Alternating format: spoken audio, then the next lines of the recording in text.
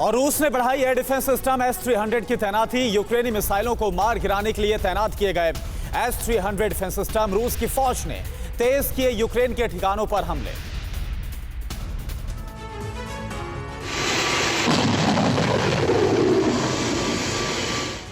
तबाही और बर्बादी के बीच यूक्रेन के खिलाफ रूस की जंग अपने चरम पर है। जीत के लिए दोनों एड़ी चोटी का जोर लगा रहे हैं। एक से बढ़कर एक आधुनिक और विध्वंसक हथियारों का इस्तेमाल कर रहे हैं। रूस के हमलों का जवाब यूक्रेन की सेना तोचका यू मिसाइलों से आग बरसा कर दे रही है।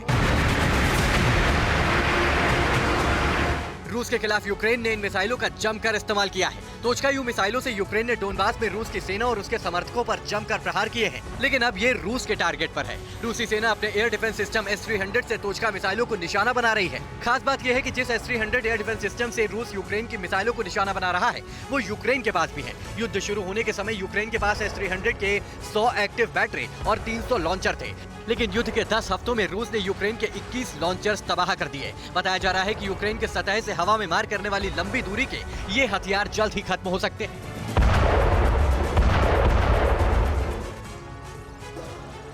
और रूस जोर शोर से कर रहा है विक्ट्री डे परेड की तैयारी। विक्ट्री डे परेड की रिहर्सल की तस्वीरें सामने आ गई हैं। रूसी सैनिकों ने हथियारों के साथ परेड की रिहर्सल की।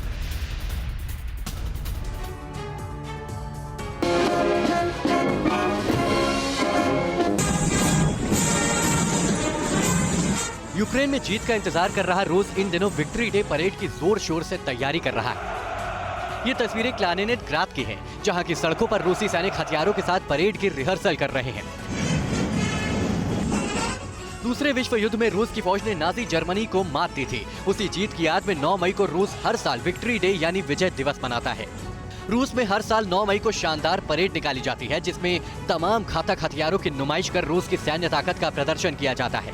यूक्रेन से युद्ध के कारण इस साल विक्ट्री डे परेड के आयोजन पर सवाल उठ रहे थे।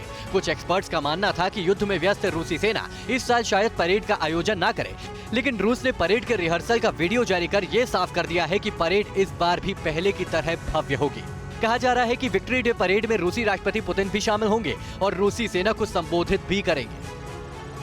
माना जा रहा है कि रूस 9 मई तक यूक्रेन पर जीत हासिल कर लेगा या फिर 9 मई को कोई बड़ा एक्शन लेगा।